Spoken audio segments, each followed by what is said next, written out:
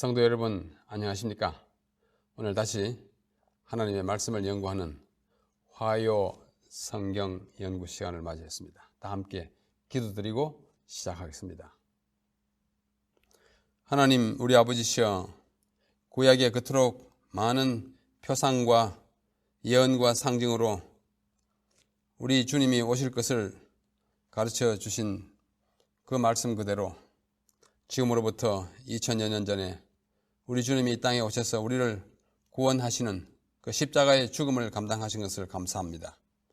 오늘은 이제 세상이 다 축하하고 기뻐하는 크리스마스를 앞두고 우리 주님이 어떻게 오셨는지, 오셔서 우리를 위하여 무엇을 하셨는지 잠시 연구하고자 합니다. 우리의 마음의 문과 우리 눈을 열어주셔서 말씀에 나타나 있는 우리 주님의 모습을 더 뚜렷하고 확실하게 깨닫고 발견하게 하여 주시옵소서. 우리 주님의 오심을 진정으로 환영하고 기뻐하는 이 주간이 되게 하여 주시옵소서. 예수님의 이름으로 기도하옵나이다. 아멘.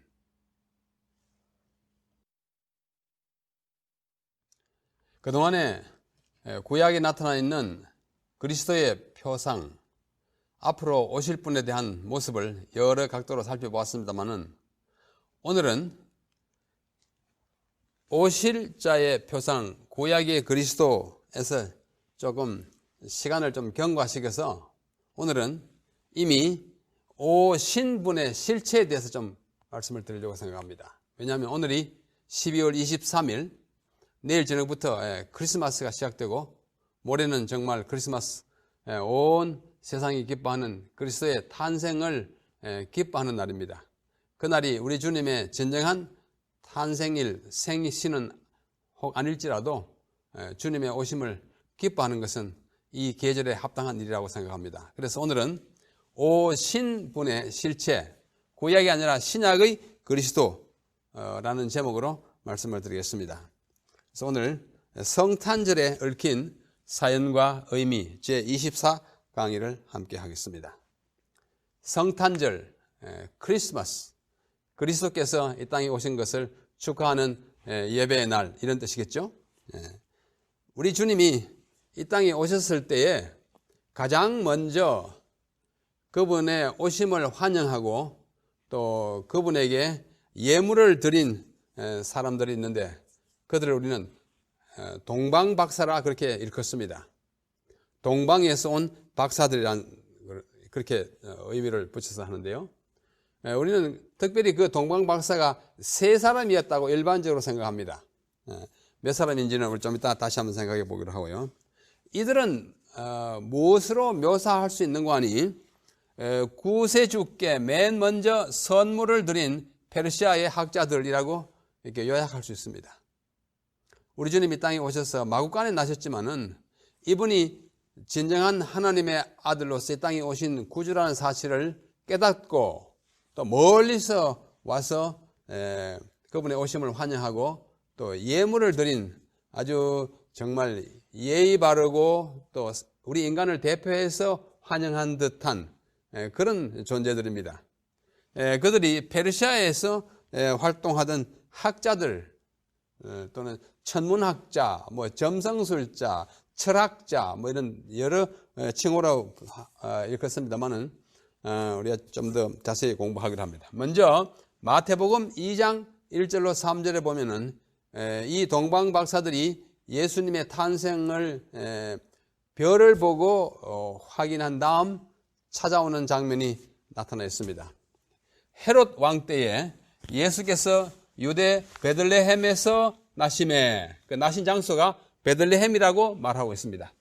동방으로부터 박사들이 예루살렘에 이르러 말하되, 여기 파란 글자로 동방박사 이렇게 우리가 흔히 말합니다. 유대인의 왕으로 나신 이가 어디 계시뇨? 묻습니다. 우리가 동방에서 그의 별을 보고 그에게 경배하러 왔노라 하니 헤롯 왕과 온 예루살렘이 듣고 소동한지라. 왜 소동했냐면 왕이 났다고 하니까 아주 놀라운 것입니다. 그런데 왕이 나려면은 왕가에, 왕궁에서 아들이 나야 왕이 될 터인데 그 당시에 왕궁에, 다시 말해서 헤롯 왕가에 태어난 아들이 없었습니다. 그래서 왕이 태어났다고 하니까 이 헤롯이 굉장히 충격을 받고 온 백성이 난리를 피우는 것입니다. 자, 이 동방박사라는 말의 이 명칭의 유래를 잠시 살펴보겠습니다. 라틴 말로는 마구스라고 합니다. 마구스, 이걸 영어로 읽으면 메이거스 이렇게 읽고, 마구스의 복수가 마기입니다. 영어로 읽으면 메이자이 이렇게 읽죠. 라틴은 원래 발음은 마기입니다. 그 다음에 이 라틴이 있기 전에 고대 페르시아어로는 마구입니다. 마구. 이걸 히브리 말로는 마그 되었고, 아주 다 의미가 다르고 비슷합니다. 헬라, 그리스로는 마고스를 씁니다. 복수는 마고이 있는데요. 다 같은 어원에서 오기 때문에 명칭이 비슷합니다. 원래는 이것이 고유 명사였고 의미는 무엇인가에 대해서 학설이 분분하고 잘 알 수가 없습니다. 하여튼 그렇게 칭하게 되었습니다. 이거 고유 명사에다가 헬라 시대, 알렉산드로스 이후로 헬라와 그 다음에 그 후에 예수님 당시에 로마 시대에 와서 이것이 보통 명사가 되었습니다. 마고스 또는 마구 이러면 어떤 종류의 사람 이런 뜻으로 쓰였어요. 그 의미는 마술사, 영어로 하면 magician 또는 박사, 마구스, 아주 고대에 굉장히 유식한 사람들, 박사, 또 마법사, sorcerer, 영어로 그렇게 번역도 합니다. 또 현자, wiseman이라고도 번역도 하고, 점성술사, astrologer, 그 다음에 우리말, 순수한 우리말로는 박수, 이게 다양한 단어들로 번역이 됐는데, 그만큼 이것이 의미하는 그 의미의 범위가 좀 넓었습니다. 점성술사에서부터 마술사 이르기까지 다양한 의미를 가지고 있습니다. 이것이 신약 성경에 두 책에 나옵니다. 마태복음 2장과 사도행전 13장에 나옵니다. 횟수로는 한 5번 나옵니다만은 마태복음 2장 방금 읽은 성경 본문에서는 박사로 번역됐습니다. 동방에서 박사들이 왔다 그랬어요. 근데 영어 번역은 좀 다릅니다. 제임스 왕역과 개역 표준역에는 wiseman, 현자 이렇게 번역했고, 그 다음에 American Standard Version에는 wiseman이라고 이렇게 대문자를 썼고, 그 다음에 New American Standard Bible은 magi, 라틴 말을 그대로 음력해서 magi 또는 마기라고 번역했고, 그 다음에 New English Bible은 astrologer, 점성술자라고 번역했습니다.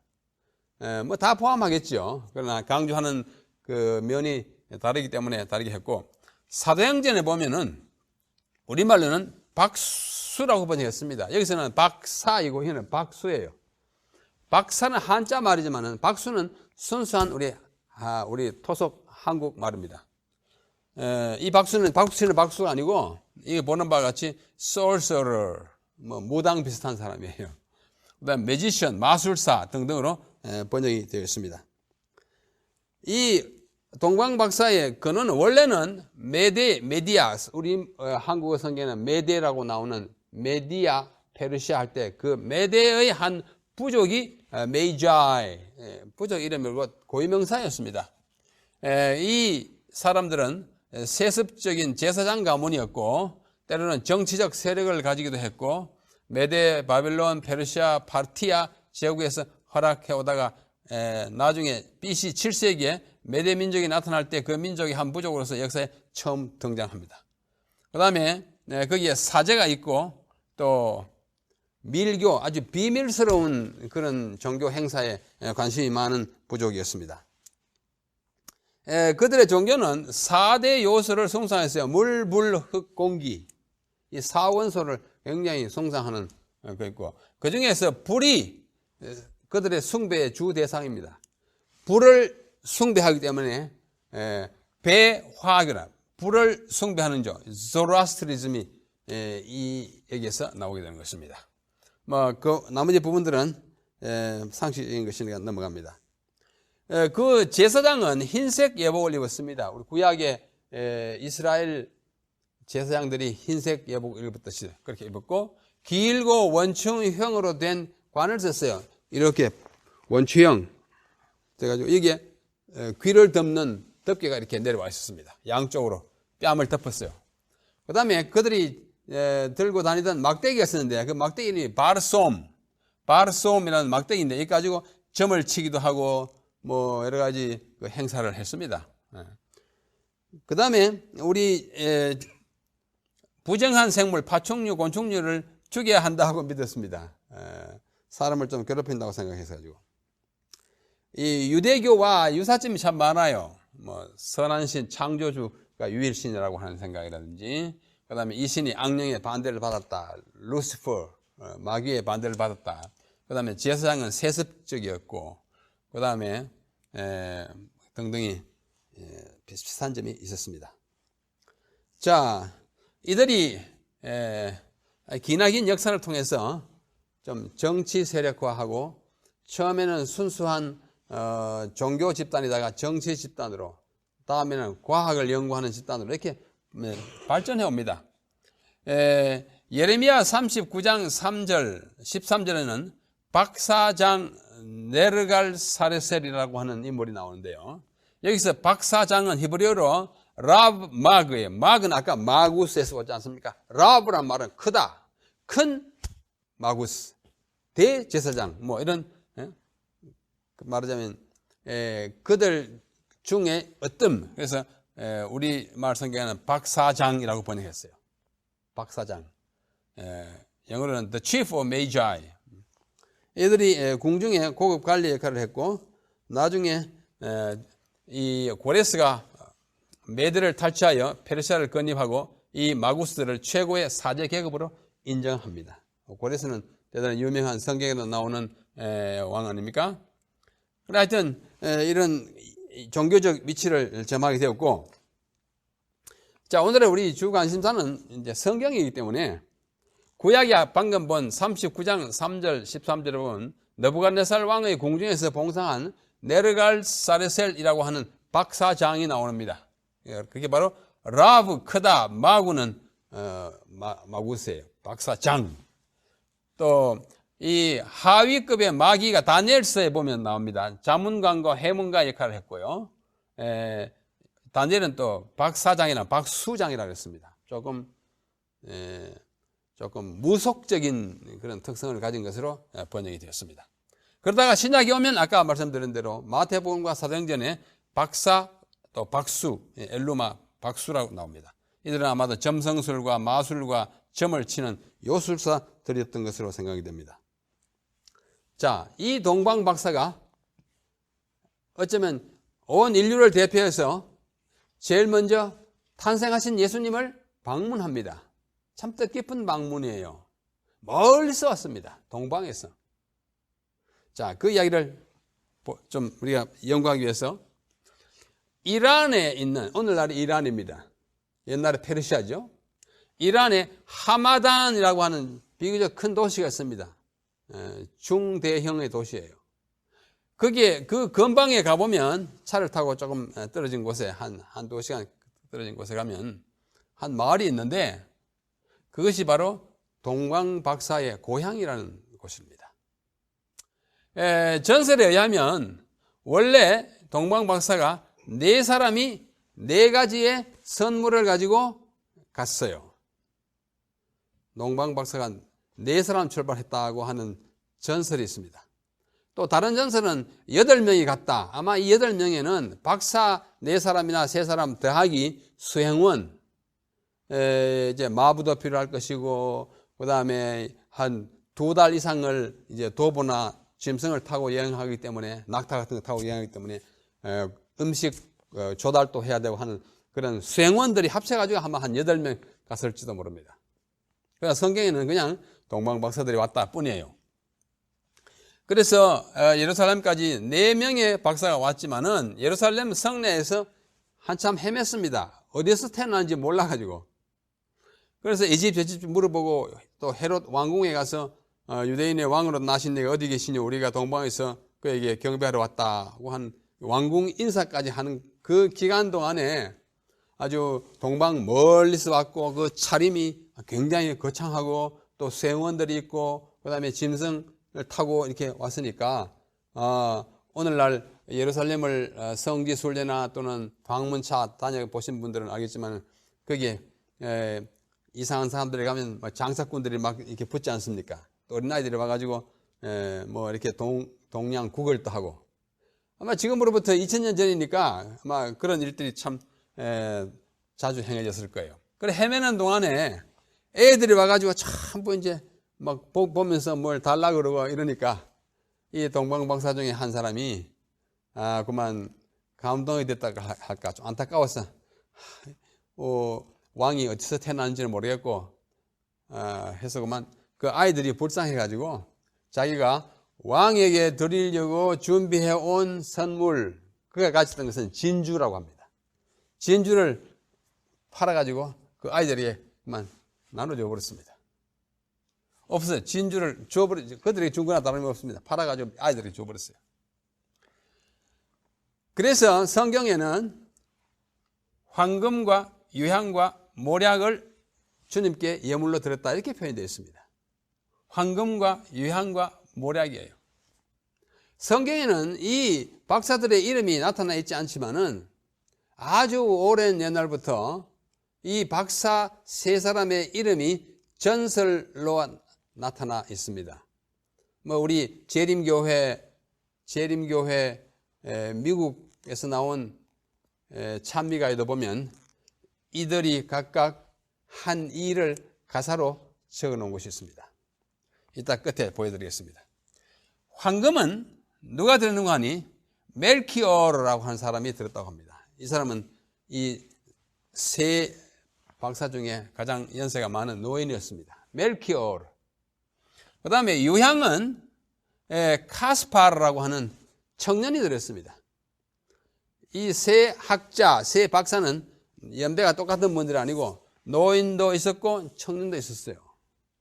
그 다음에 모략은 발타사르라고 하는 흑인이 들었다고 합니다. 이거는 이제 백인도 있고 흑인도 있고 노인도 있고 청년도 있고 이렇게 온 인류를 대표할 것 같은 백색 인종, 유색 인종, 노인과 청년 이렇게 해서 들었다고 하는 전설이 전해져 내려오고 있습니다.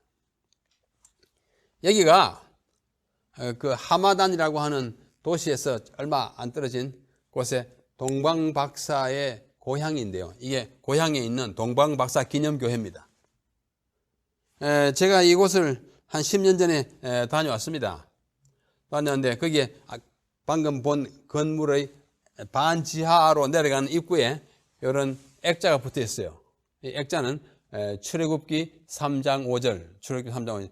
이리로 가까이 하지 말라. 너의 선 곳은 거룩한 땅이니 네 발에서 신을 벗어라. 이 밑에 가면은 이제 동방박사들의 기념관이 있어요. 순례객들 또는 관광객들을 위해서 여기에 들어갈 때 좀 마치 모세가 미디안 광야에서 하나님을 배울 때 네 선 곳은 거룩한 땅이니 네 발에 신을 벗어라 하는 그 성경 구절을 인용하고 있습니다. 저의 한 10년 전의 모습입니다. 그 안에 들어가면 이게 큰 액자가 있어요. 액자 위에 예수님이 있고 이 액자에 보면 마리아가 금방 태어난 아기 예수를 이렇게 강보에 싸서 이렇게 보여주고 있습니다. 옆에 있는 오른쪽에 이분은 요셉이고 그 다음에 여기 보시다시피 한 분, 두 분, 세 분, 네 분 동방박사 네 분의 그림이 그려져 있습니다. 거기는 동방박사 네 명이 출발했다고 그 고향에는 지금까지 전해지고 있어요. 2000년의 긴 세월을 통해서. 그 다음에 그 바로 옆에 보면 예수님, 마리아의 초상이 그려져 있습니다. 이렇게 수놓은 그림입니다. 그 다음에 이 마리아가 아기 예수님을 안고 있는 모습이고요. 그 동방박사 고향 그 기념교회 아래에 있는 것이에요. 그 예수님을 낳으신 마리아 액자 옆에서 제가 잠시 포즈를 취했습니다. 아까 그림이죠? 네 박사가 탄생한 아기 예수를 바라보고 있습니다. 자, 이 동방박사는 누구였을까? 여러 학설이 있지만은 예언의 신은 이렇게 말합니다. 시대의 소망 59페이지예요. 동방에서 온 박사들은 철학자들이었다. 영어로 philosopher. 당시에 철학을 연구하는 학자들이었다. 그들은 명문 출생으로 그 나라에서 재물과 지식이 있는 사람들로 구성된 매우 유력한 계급에 속한 사람들이었다. 굉장히 부유도 하기도 하고 재물과 지식이 아울러 부유한 사람들이었어요. 이 사람들 가운데는 백성들의 우매함을 나쁘게 이용하는 자들도 많았으나 천연계 가운데 나타나는 하나님의 섭리의 표적을 연구하고 그들의 청렴함과 지혜로 존경을 받던 정직한 사람들도 있었다. 이분들은 거기에 속하는 사람들이죠. 예수를 찾아온 박사들은 바로 이런 성격의 사람들이었다. 돈이 많지만은 그러나 천년계를 살펴보면서 하나님의 뜻을 헤아리던 사람, 그 사람들이 바로 이 동방박사들이었다고 말씀합니다. 그 다음 페이지 60페이지에 보면 같은 시대의 소망, 박사들은 하나님의 영광이 베들레헴의 언덕을 가득히 채웠던 바로 그 밤에 하늘에 빛나는 신비한 빛을 보았다. 없던 빛이 나타났어요. 이분들은 철학자요, 점성술과 천문학을 연구하는 사람들이기 때문에 이때쯤 어느 별이 어디에 나타날 줄 아는 사람들이었는데 기대하지 않게 별이 나타나는 것입니다. 그 빛이 사라지자 광채나는 한 별이 나타나 하늘에서 움직였다. 별이 움직여요. 그 별은 항성도 유성도 아니었으므로 붙박이 별도 떠돌이 별도 아니고 처음 보는 별이에요. 그러니까 참 신기했던 것입니다. 그 현상은 극도의 흥미를 일으켰다. 이 학자들에게. 그 별은 멀리서 빛을 발하는 천사의 무리였는데 와이프는 매우 분명하게 그 멀기 때문에 별로 보였지만은 천사의 무리였다. 그거예요. 천사가 움직이는 것입니다. 그러나 박사들은 그것을 알지 못하였다. 그러나 그들은 그 별이 그들에게 특별한 의미가 있다는 인상을 받았다. 연구하는 사람의 느낌인 것입니다. 그들은 제사장들과 철학자들의 의견을 들어보고 그 당시에 거기도 제사장이 있었어요. 이 교회 제사장이지만서 굉장히 지식이 많은 사람들과 또 동료 철학자들의 의견을 다 듣고 나서 고대의 두루마리 기록들을 살펴보았다. 이 두루마리 기록이 뭐냐 하면 민수기 기록된 두루마리입니다. 발람의 예언은 이렇게 선포하고 있다. 발람의 민수기 24장에 나오는 거예요. 한 별이 야곱에게서 나오며 한 홀이 이스라엘에서 나리라. 이 말씀이 오늘 성취되고 있구나. 이렇게 느낀 거예요. 두루마리 책에. 이 이상한 별이 약속된 분을 예고하기 위하여 보냄을 받은 것이 아닐까 생각했어요. 한 별이 나타나겠다 하는 그 별이 바로 이 별이 아닌가 이렇게 느낀 것입니다. 박사들은 하늘에서 주신 진리의 빛을 환영하였으므로 이젠 그 빛이 더욱 광명한 빗줄기로 그들을 비추었다. 그들은 꿈을 통하여 새로 탄생하신 왕을 찾으러 가라는 지시를 받았다. 하나님이 주신 지시예요. 이렇게 다 연구한 다음에 너희들 떠나라. 바로 너희들이 생각한 대로 그 별 예언이 이루어지고 있으니 출발하여 그 별 나타난 곳으로 가라고 지시를 받습니다. 그래가지고 찾아와가지고 한 2달 걸렸어요. 오늘날의 이란, 고대의 바벨론, 페르시아는 지금은 비행기를 타고 가면 한 서너 시간 하면 갑니다. 그리고 자동차 운전해서 가면 일주일이면 갑니다. 그러나 고대는 그런 거 없었기 때문에 그저 말을 타고 가든지 낙타를 타고 걸어가야 합니다. 2달 이상이 걸렸습니다. 그래가지고 이르러 온 것이 예루살렘까지 그 별이 인도한 거예요. 그때 왕궁에 먼저 찾아갔습니다. 그때 왕은 헤롯이었습니다. 우리 잘 아는 대로. 헤롯은 이두메인이었어요. 이두메라고 하는 것은 에돔, 이두메, 에돔, 자음이 같지 않습니까? 이두메는 사해 남쪽을 차지하던 에돔 족속의 그 지역을 이두메라고 했어요. 에돔 족속입니다. 에돔은 누구입니까? 에서의 후손이잖아요. 그 다음에 이스라엘은 그 쌍둥이 형제인 야곱의 이스라엘의 자손이고 에돔은 에서의 자손이기 때문에 이 두 사이에 역사적으로 아주 관계가 끌끄럽습니다.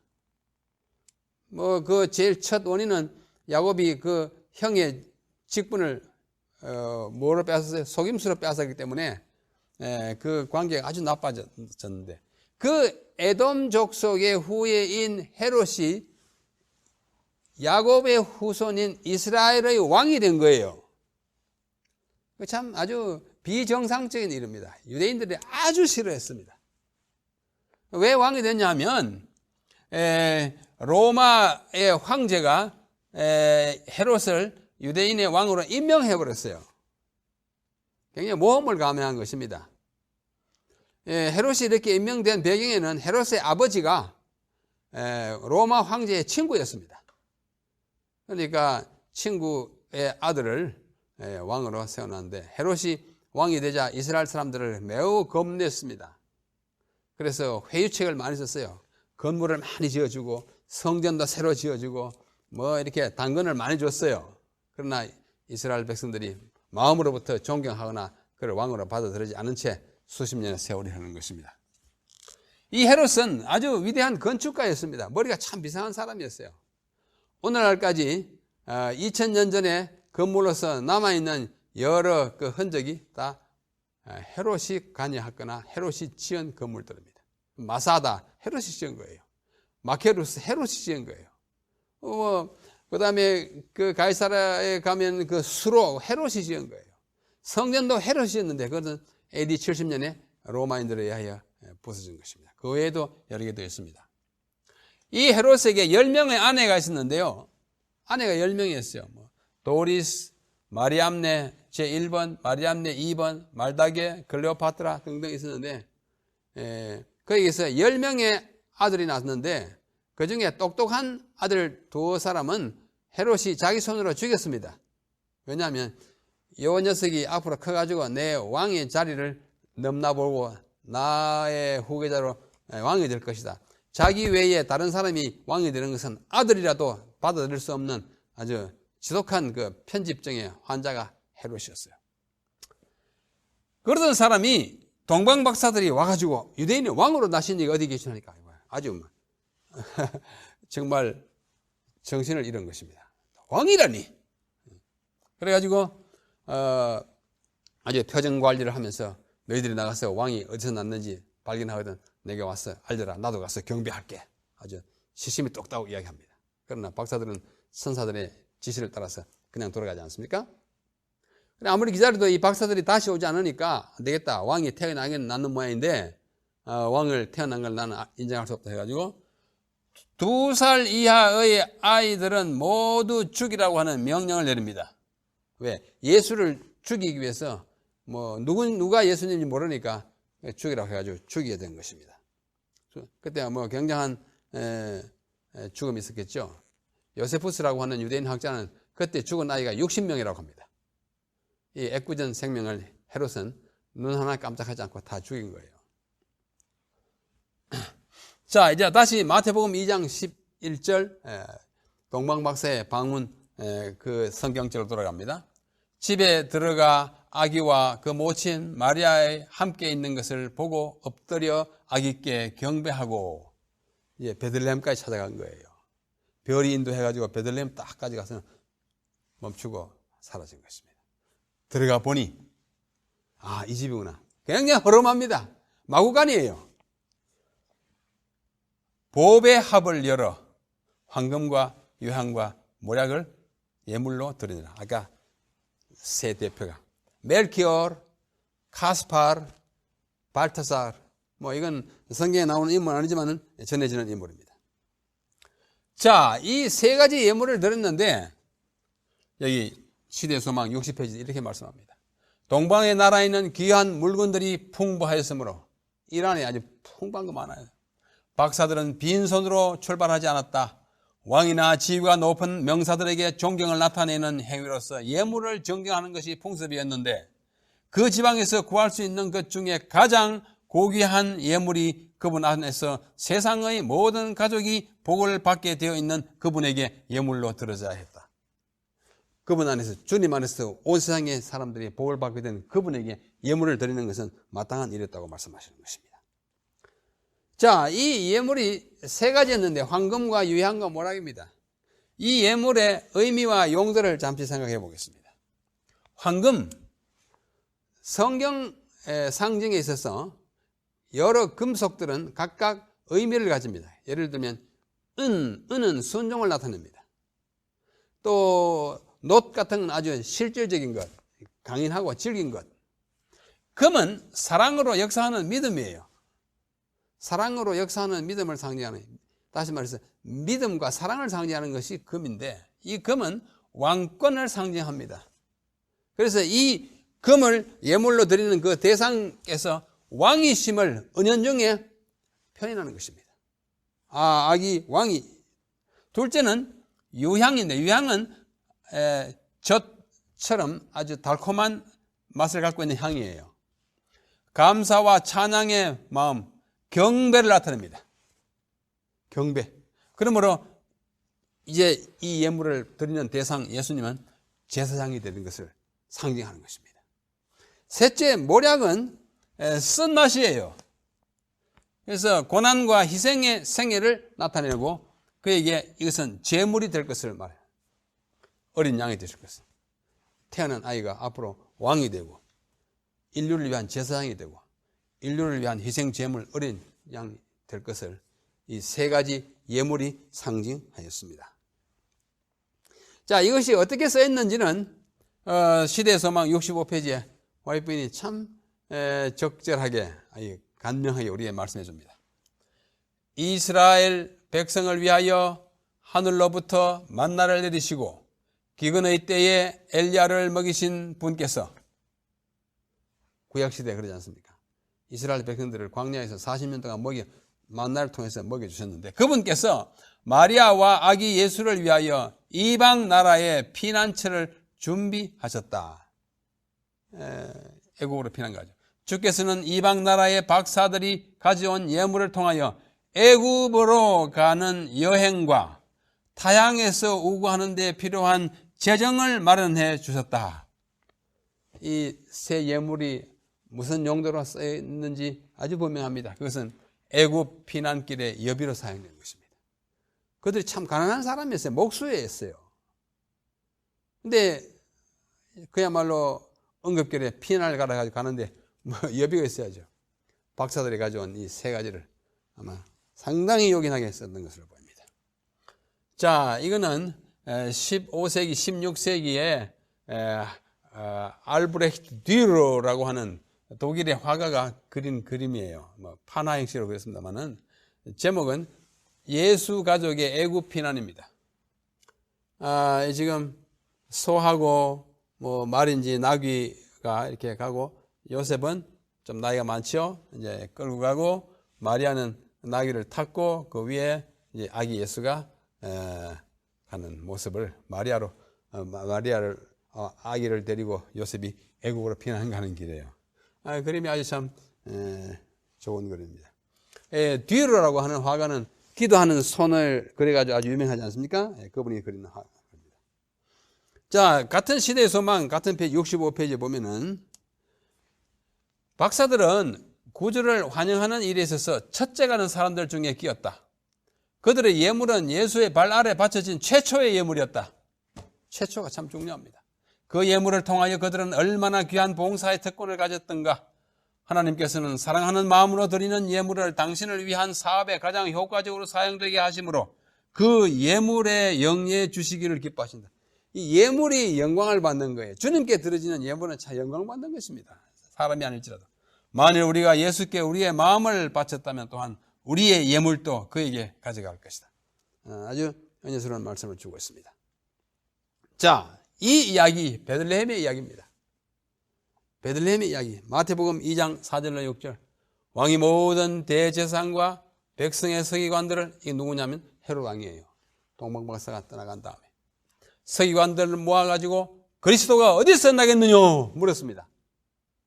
그랬더니 가로되 유대 베들레헴이오니 이는 선지자로 이렇게 기록된 바 미가서 5장 2절 인용이에요. 또 유대 땅 베들레헴아 너는 유대 고을 중에 가장 작지 아니하도다. 내게서 한 다스리는 자가 나가서 내 백성 이스라엘의 목자가 되리라. 목자가, 왕이, 메시아가 베들레헴에서 태어나야 합니다. 한국에 자칭 메시아라는 사람이 몇 사람 있습니다만 메시아가 될 수 없는 것은 베들레헴에서 안 태어났기 때문입니다. 아주 간단합니다.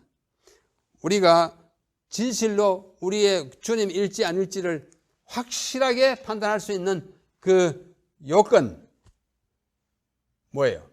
베들레헴에 태어나야 합니다. 또 다른 요건 뭐예요? 동정녀에서 탄생해야 합니다. 그래가지고 동정녀 탄생, virgin birth라고 그래요. 또 베들레헴 탄생, village birth, village, 그 마을을 명시해 놨어요. 여기가 바로 베들레헴입니다. 오늘날의 베들레헴 모습이에요. 베들레헴 여기입니다. 이게 덜인데, 이 덜은 목자들이 양을 치다가 천사들의 노래를 듣던 데죠. 이 베들레헴이에요. 뜻은 베트는 집이고 레헴은 빵이에요. 빵의 집이에요. 떡집이에요. 빵집입니다. 그리스도는 생명의 떡이라고 나는 하늘로서 내려온 생명의 떡이니, 요한복음 6장 40절. 하늘로서 내려온 떡이니 6장 50절. 이 떡이 있는 집이 베들레헴이에요. 그분이 진짜 우리가 하늘 영생을 얻을 수 있는 떡을 제공받아야 한다면 그 떡은 예수님이고, 예수님이 떡집에 베들레헴에 태어나야 하는 것입니다. 베들레헴 바로 그 떡이, 하늘에서 내려온 산 떡이 탄생한 곳입니다. 바로 이 사실은 600년 전에 미가가 예언한 미가 5장 2절 예언의 성취인 것입니다. 이 아이의 탄생으로 이제 내일이 크리스마스 이브입니다. 꼭 그날이 아니지만은 크리스마스 그날에, 2000여 년 전 크리스마스 그날에 우리 주님 탄생하실 때 이 아이의 탄생으로 세계의 역사가 BC와 AD로 양분되었습니다. 그분이 중심이고 그 이전은 BC, 그 이후는 AD, 역사를 두 토막 내는 인물이 이 아이인 것입니다. 그분은 시간의 중심이요, 역사의 중심이요, 인간이 계산하는 세월의 바로 기준이 되는 것입니다. 역사의 중심이요, 역사의 조정자이신 것입니다. 이게 이제 베들레헴 탄생교회, 탄생기념교회의 지하실입니다. 예수님이 탄생하신 지점은 여기가 그 당시에 마구간이었다고 생각합니다. 여기 등불이 켜 있어요. 여기였다 이렇게 말합니다. 아마 가보신 분들 많이 계시죠? 또 저와 함께 가신 분들도 아마 수백 명 될 겁니다. 제가 여러 해 동안 모시고 갔었죠. 바로 이 지점입니다. 여기서 태어나셨다. 여기 이제 다윗의 별이라 이렇게 말하는데요. 가서 이제 손을 대고 또 기도도 하고 또 사진도 찍고 그렇게 하지 않았습니까? 자, 베들레헴 이야기 시대 소망 49페이지는 매우 의미 있게 이렇게 함축 묘사하고 있습니다. 베들레헴의 이야기는 다함이 없는 주제이다. 끝없는 주제. 그 의미가 끝이 없어요. 그 속에는 깊은 하나님의 지혜와 지식의 부요함이 숨겨져 있다. 어떻게 신이, 하나님이 어린아이로 태어나느냐, 신비예요. 우리는 하늘의 보좌를 구유와 바꾸시고 경배하는 천사들과의 교제를 외양간의 가축과 바꾸신 구주의 희생에 경탄한다. 정말 아름다운 묘사입니다. 사람의 자만심과 자부심은 그의 임재 앞에 견책을 받는다. 높고자 하는 것, 너 정말 정신 차려야 돼. 왜? 천사들의 옹위를 받는 그분이 마구간에 음메 그 짐승 소리 가운데 적신으로 태어난 이 아이가 되는 예수님. 그러나 이것은 그의 놀라운 겸비의 시초에 지나지 않는다. 아담이 에덴에서 죄를 짓지 않았을 때라도 하나님의 아들이 인성을 취하는 것은 거의 무한한 굴욕이 되었을 것이다. 그러나 죄도 짓지 아니한 우리 주님이, 창조주 하나님이 한 아이로 태어난 이것은 무한한 신비요 무한한 겸비입니다. 신비와 겸비를 우리는 우리 주님의 탄생에서 보게 되는 것입니다. 여러분, 내일은 크리스마스 이브입니다. 모레는 크리스마스입니다. 여기 바울은 갈라디아서 4장 19절에 이렇게 말씀합니다. 나의 자녀들아, 너희 속에 그리스도의 형상이 이루기까지 다시 너희를 위하여 해산하는 수고를 하노니. 갈라디아 교인들에게 내가 너희 속에 그리스도의 형상이 이루기까지, 그리스도께서 우리의 마음속에 태어나서 그분의 형상이 자라서 내 존재를 이루고 내 성품을 이루고 나의 모든 것이 그리스도처럼 될 때까지 내가 해산하는 수고를 하노니.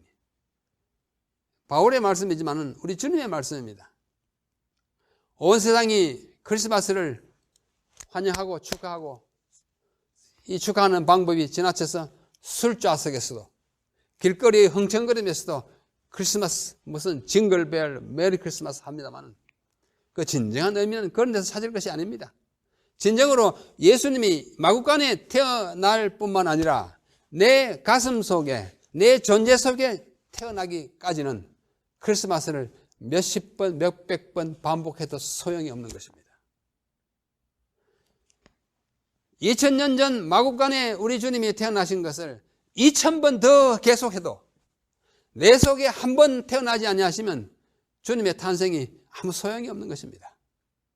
사랑하는 성도 여러분, 진정한 크리스마스는 갈라디아의 크리스마스입니다. 마구간에 태어난 우리 주님, 필요했고 감사한 일이지만 그것을 보고 내 가슴 속에 내 마음 속에 지푸라기 깔고 아주 겸비하게 낮아진 내 마음의 마구간에 오늘 우리 주님 탄생하게 하셔야 우리의 진정한 크리스마스는 그 의미를 가지게 되는 것입니다. 하늘 궁전을 버리고 이 땅에 오신 주님, 화려한 대궐 대신에 말구 위에 탄생하신 그분, 오늘 우리의 마음의 구유를 정돈하여 그분이 다시 우리 속에 탄생할 수 있게 해야 하겠습니다. 그분이 베들레헴 말구 위에 1000번 만번 태어나셔도 내 마음속에 한 번 태어나지 아니하시면 나에겐 아무 소용이 없고 나는 아무것도 아닙니다. 오늘 크리스마스를 하루 앞둔 오늘 우리의 삶 속에 아기 예수를 맞이하십시다. 그리하여 그 아기의 성장과 함께 우리 자신들도 하나님과 사람에게 더 사랑스러워하는 그리스도인의 성장이 이루어지기를 간절히 바랍니다. 여러분 모두에게 이번 2014년 크리스마스는 금년의 성탄절은 여러분의 생애에서 가장 의미 있는 성탄절, 가장 축복된 크리스마스가 되기를 진정으로 기원해 마지 않습니다. 이것이 진정한 메리 크리스마스인 것입니다. 아까 말씀드린 바대로 우리 찬미가 있는, 유감스럽게도 빠져 있습니다만은 미국 우리 찬미가 있는 동방박사 세 사람이라는 그 찬미가 있어요. 제목이 We Three Kings인데요. 그 작사 작곡하신 분은 홉킨스라고 하는 분이고 1820년에 출생했고 이것을 작곡 연도는 1857년입니다. 이런 책이 나와 있는데요. 그 가사가 이렇습니다. 아마 아시는 분들 많을 거예요. 동방박사 세 사람 귀한 예물 가지고 산을 넘고 물을 건너 별 따라 왔도다. 오 단일 밤의 밝은 별 명랑하고 귀한 별 아기 예수 계신 곳에 우리 인도하여라. 네, 2절은 이제 멜키오르, 황금을 갖다 준 그 노래예요. 베들레헴 임금께, 아까 왕이라고 하지 않습니까? 왕권을 상징해요. 나는 황금 드리네. 영원토록 모든 백성 다스려 주소서. 예. 멜키오르이 바친 황금에 대한 찬미이고 3절은 카스파르가, 청년 카스파르가 바친 유향에 관한 찬미입니다. 거룩하신 구주께 나는 유향 드리네. 만국 백성 찬송. 유향은 찬송이에요. 감사. 만유주 섬기네. 그 다음에 마지막 4절, 마지막 아니면 4절은 그 흑인 발타사리 뜨는 거예요. 주의 죽을 몸이 해 나는 모략 드리니. 모략 아까는 뭘 상징해요? 희생, 죽음을 상징합니다. 어린 양, 죄인 위에 십자가 지시네. 마지막 5절은 이제 초림에서 재림으로 우리의 시선을 옵니다. 다시 오실 구세주 왕의 왕이 되시네. 아까는 유대인의 왕으로 나신 이가 이제는 왕의 왕으로 다시 오신 것입니다. 동방박사 본을 받아 우리도 절하세. 오탄을 밤에 밝은 별, 명랑하고 귀한 별, 아기 예수 계신 곳에 우리 인도하여라. 뭐 하실 수 있으면 이 찬미를 하시고, 그렇지 않으면 우리 성탄을 축하하는 찬미 중에 우리 찬미가 많이 있으니까 하시기 바랍니다. 여러분, 금년이야말로 정말 의미 있고 우리 주님의 오심을 과거 어느 때보다도 환영하고 감사하고 내 속에, 내 마음에, 내 존재 속에 그리스도가 진정으로 새롭게 나는, 그래야 그 형상이 이루기까지 해산의 수고를 내가 게을리하지 않다고 하는, 그치지 않다고 하는 바울의 말씀을 생각하면서 정말 뜻깊은 크리스마스를 맞이하시고 보내시기를 바랍니다.